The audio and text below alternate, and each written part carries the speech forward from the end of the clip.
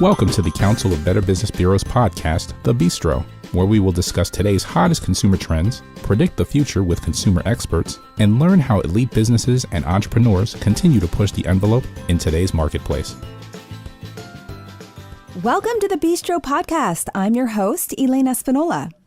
When it comes to entertaining yourself or your family members, there is no doubt that attending live events enhances your experience. From concerts to sporting events, there's just something about the roar of the crowds and the energy in the environment that you just can't recreate watching at home. In fact, Superbowl 2019 is right around the corner on February 3rd, and super fans are willing to pay between $3,000 and $15,000 a ticket for the chance to experience this annual event live. With prices that high, not just for sporting events, but concerts and other live performances, the one thing consumers want to be educated about is the ticketing process.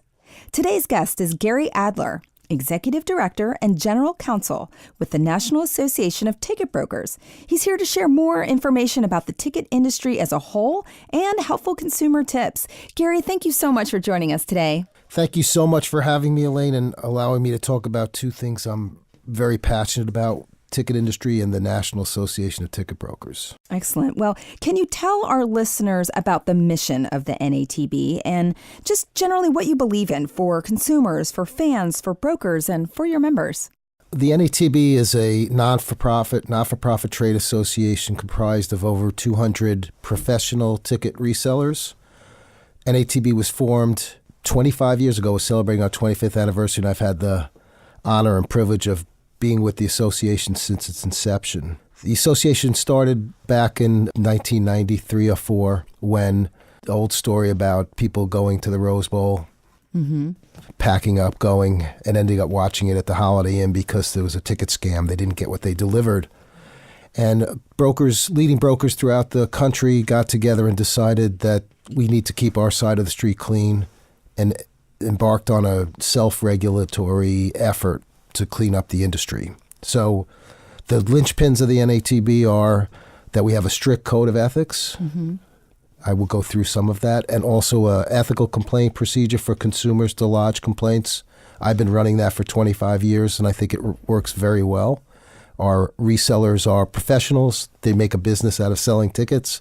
They want consumers to be happy, their customers to be happy, so they have always deliver what's promised, which is important.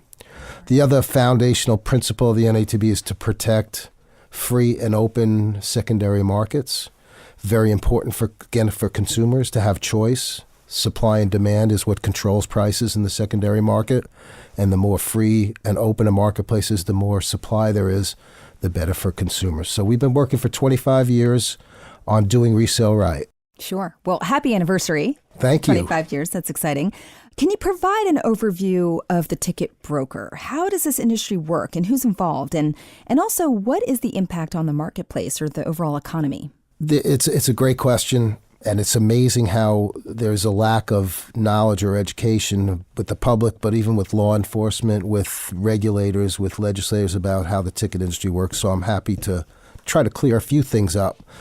First thing I always point to is that you have to differentiate between a professional ticket reseller and a scalper. We hear the term scalper used a lot. Sure. Our members, this is their business. They're not out on the street corner selling tickets. We've worked for 25 years. The industry has become legitimized. It's taken it from the back alleys and the trunks of cars to legitimate businesses that are doing that. So the first thing I always point out to is you've got to differentiate between the wealth of ticket resellers out there on the marketplace. You also have to differentiate between ticket resellers, our members who have inventory and tickets, and what we call exchanges or marketplaces. So people are familiar with companies like StubHub, sure, or Vivid Seats or Ticket Network, or even Ticketmaster has a resale marketplace. They don't own tickets. They're just a platform that facilitates buyers and sellers, kind of like eBay. StubHub is a subsidiary of eBay. It works the same way. It's a marketplace where buyers and sellers meet. So what that leads to a misconception is that sometimes people think there's so many tickets on the resale market when sometimes the same tickets are being offered in different portals, different venues, different marketplaces. Sure. So we need to distinguish between the marketplaces in the secondary market and the inventory holder resellers. The last distinction I think that might help people is we talk about secondary market or resale market. There's lines are blurring, but historically there's always been the primary market, which is content providers, venues, teams, promoters who issue the ticket originally. I see. And then you have the resale marketplace, which I've described as being comprised of ticket resellers and marketplaces. The last point, I guess, is that I'm asked a lot, and response is a ticket broker. Nowadays, anyone with a ticket and a computer has the ability to resell that ticket. So it is so important now for people to be educated, be smart when they buy. We handle the ethical complaints from members, but almost always the complaints are with people who bought tickets from non-NATB members, and we can't help those people. So sure. Again, it's really important for people to understand the players in the marketplace. Yeah, well, I just as a consumer myself, I really appreciate this conversation because I love going to live events. I love going to concerts. And just as a consumer, I might just Google the name of the performer, for example, and I'll see what cities they're in. And then whatever website pops up with tickets, I'm kind of clicking on it. Is there a better place to find tickets? Or is there a more secure place to find tickets? Is there a better place to find a good price for it? As a consumer, sometimes you kind of just feel, whatever the internet's showing you, if you're not good at doing your homework or you're not educated about the process, you're really just whatever the website is, whatever the price is, that's what you're going to get. So this is a great conversation. Now, can you share some of the measures that NATB takes to ensure consumer protection? Sure, Elaine. I'd mentioned the code of ethics that our members agreed to abide by, and those are ripe with a bunch of consumer protection measures. I guess some of the most important ones are that refund policy. If the event is canceled and the promoter or whoever's putting on the show refunds, our members have to give a full refund to the public. That we've been in place for 25 years. Now we're seeing laws and regulations passed that mimic that. So one of the big points is that we have a lot of consumer protection refund measures.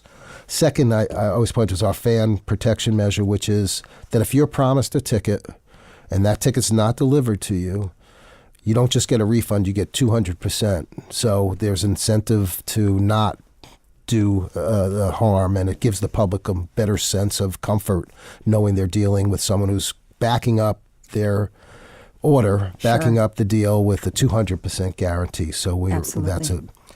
We also believe in transparency, that if you're buying from a reseller, we don't hide that you're buying from a reseller. There's no deception. There's no deceptive websites. There's no efforts to confuse consumers about who they're buying from. It's known that we're a reseller. So we have advocated for knowledge and transparency and disclosures, and so consumers know who they're buying from.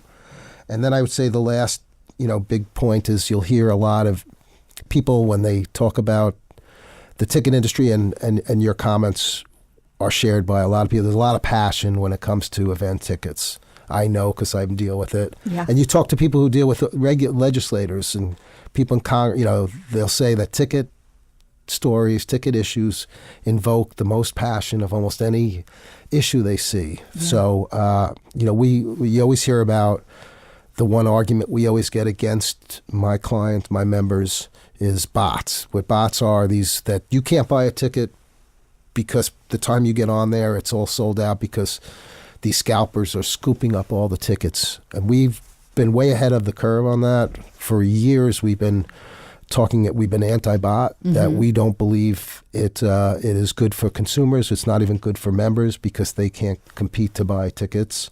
So we've been opposed to software that scoops up all the tickets for a long time. We have arguments that we think we get blamed for the scarcity of tickets when it's not really that. It's that there are so few tickets made available to the public. So those are some of the consumer protection measures. I encourage anyone who wants to read our code of ethics to go to natb.org. It's up there to look at our ethical complaint process, which gives a lot of thought, care, concern to making sure consumers are treated the right way. Sure. Well, all of that sounds great. I do encourage people to go to your website and look that up. And of course, the last thing someone wants when they go to buy tickets is to have some sort of scam or just to have something go wrong. I mean, you just want to go to this venue and watch a great performance. So when someone wants to get a ticket, where is the first place they should look? What should they do? And what should they be thinking about in order to protect themselves?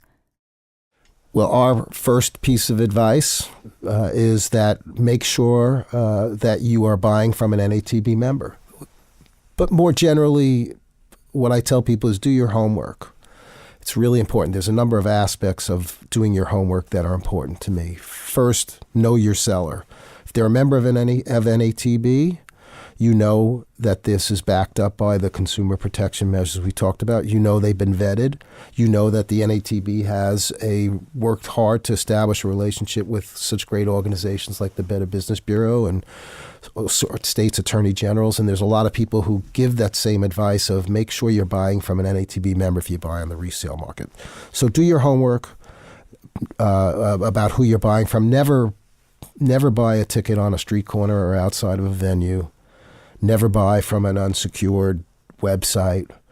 Never buy from anyone who won't take a credit card. Never pay cash. If they're not willing to take a credit card, then that's a pretty good red flag to be careful. Okay. When you buy with a credit card, you have also some protection measures if something goes wrong. So know your homework, know who you're buying from. Also, do your homework and know the market. There's so much information out there, Elaine, that is available to consumers.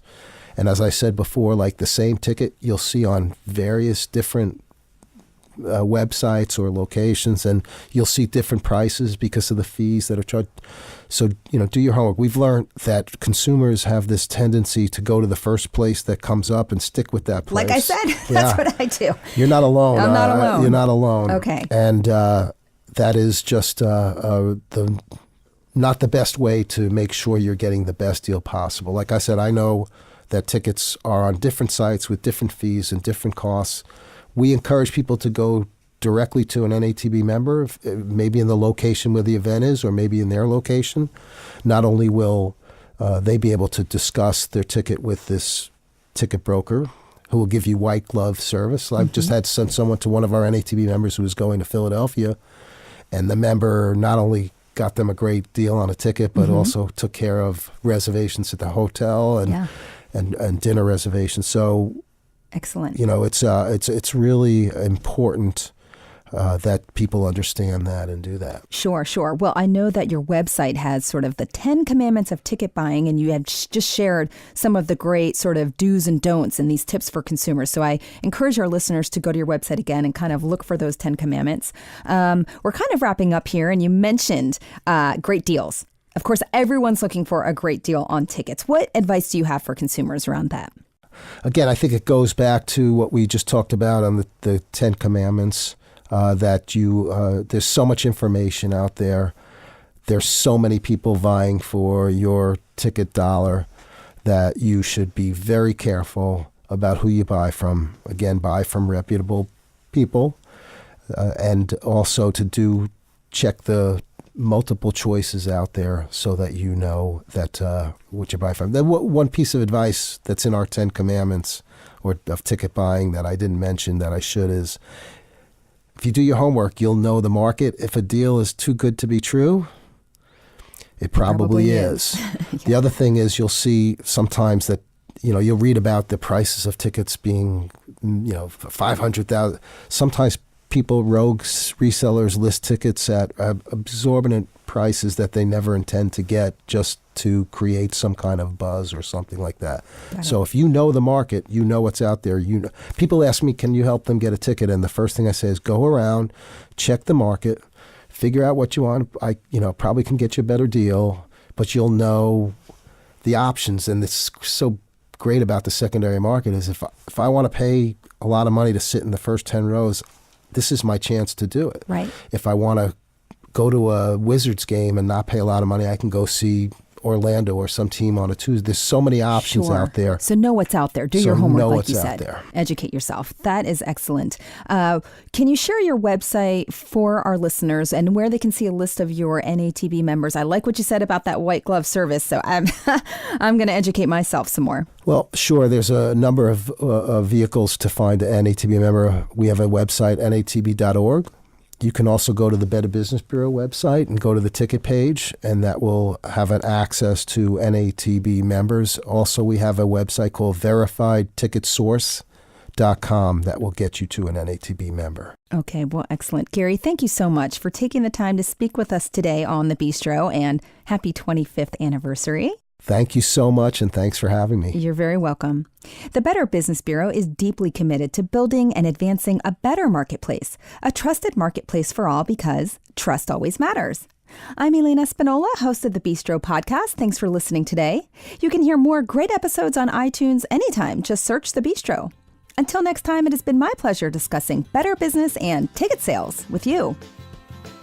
You just enjoyed the Bistro podcast. Be sure to tune in next month for a brand new episode. To learn more about our other shows, visit betterbusiness.blueberry.com.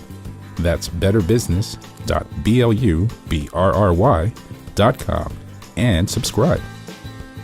The thoughts and opinions expressed on this podcast are the views and opinions of the guests, not those of the Better Business Bureau, Council of Better Business Bureaus, or program affiliates.